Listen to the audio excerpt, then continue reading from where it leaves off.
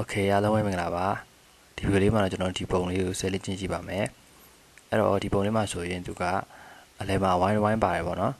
ပြီးတော့ဘေးနားမှာဒီ ellipse နဲ့ဒီလိုနှစ်ခုပတ်ထားတယ်ပေါ့နော်ဟုတ်ပြီအဲ့တော့ကျွန်တော်ဒီအလဲကအဝိုင်းကိုအရင်ဆွဲလိုက်မယ်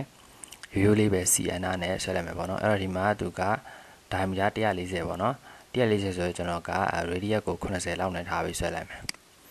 တနေရာမှာ click ချရတယ်ပြီးတော့80ပေါ့နော် okayဒါဆိုတော့ကျွန်တော်စောင့်ဝိုင်းလေးရပြီပေါ့နော်စောင့်ဝိုင်းလေးရပြီဆိုမှကျွန်တော်ဒီဘေးနားကဒီ ellipse ကိုဆွဲမယ်ပေါ့အဲ့တော့ကျွန်တော်အရေးဒီမှာ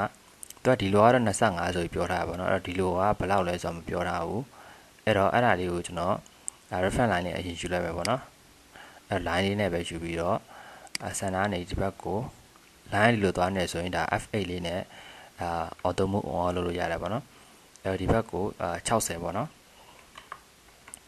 60ပြီးတော့အပေါ်ကိုလည်း60ပေါ့ okay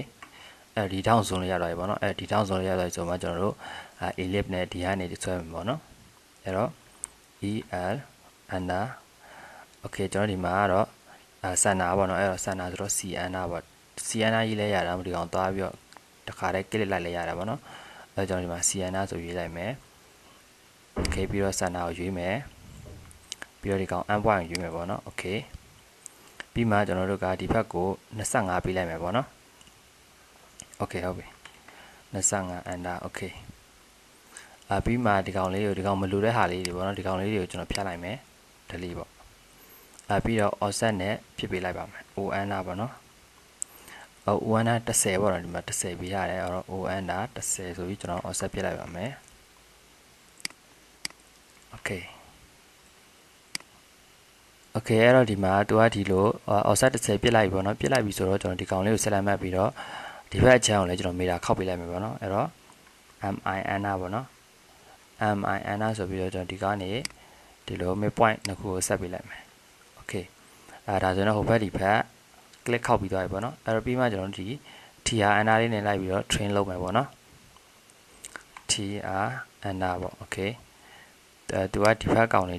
မပါဘူးပေါ့နော်ဒီနောက်ကောင်လေးမပါဘူး okay ဒီဘက်မှာလည်းလိုပဲပေါ့နော်ဒီကောင်လေးတွေမပါဘူးပေါ့ okay ဒီလိုလေးလာတယ်ပေါ့နော်ဒီလိုလေးလာတယ်ပြီးတော့ဒီနားမှာလည်းဖြတ်ထားတယ်ပေါ့နော် okay ကျွန်တော်နှစ်ခုလုံးဖြတ်ပေးလိုက်မယ်ပေါ့နော် okay ဒီလိုလေးပေါ့နော် okay ပြီးတော့ကျွန်တော်ဒီမှာTR အနားလေးနဲ့ဒီကောင်လေးတွေကျွန်တော်ဖြတ်လိုက်မယ်ပေါ့နော်ဒီနေရာလေးလည်းကျွန်တော်ဖြတ်လိုက်မယ်ဒီနေရာလေးတွေပေါ့နော် okay ပြီးတော့ဒီနေရာလေးလည်းကျွန်တော်ဖြတ်လိုက်မယ်ပေါ့နော်သူကအပေါ်လာတတ်ထားတဲ့ပုံစံဆိုတော့ဒီမှာနည်းနည်းလေးတော့သူကအမိန်မြင်းလေးတော့ပေါ်နေတယ်ပေါ့နော် okay okay ဒီလိုလေးပေါ့နော် okay ဟုတ်ပြီအဲ့တော့organ နဲ့ပတ်သက်ပြီးတော့ဒါကိုကတခုသိချင်တာလေးရှိရင်မေးခဲ့လို့ရပါတယ်